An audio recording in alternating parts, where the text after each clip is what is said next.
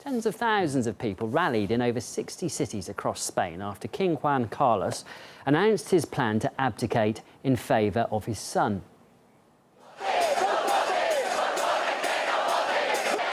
Demonstrators urged for a referendum on whether the country should keep its monarchy or become a republic.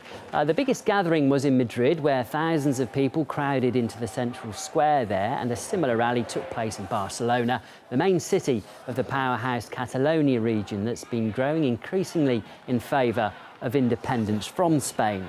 During the last years of his reign, King Juan Carlos saw his approval rating drop, though, following a long-running corruption investigation into his daughter and her husband.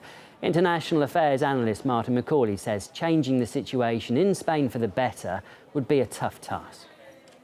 There's been 100,000 people signed petition for a referendum on the monarchy. It's a very uncertain period. I think for Spain at the moment, with half the population under the age of 25 unemployed and having to leave many people having to leave the country, and there's strikes and demonstrations all the time. Catalonia wants to leave Spain.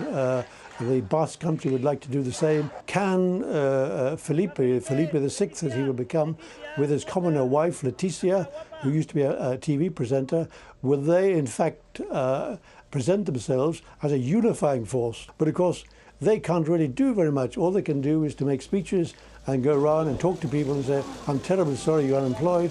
The government is doing all it can to find jobs and so on.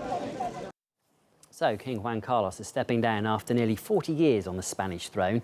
In a televised address, he referred to the move as a new era for the country that's aimed to bring reforms to the nation. So let's have a look at one of Europe's colourful royals. He was a keen sailor in his day. King Juan Carlos participated in the 1972 Olympics in Munich, but his rule was threatened in 1981 during an attempted military coup, which he defused by appearing on national TV calling for support for the elected government. Away from the royal workload, he controversially hunted elephants in Africa.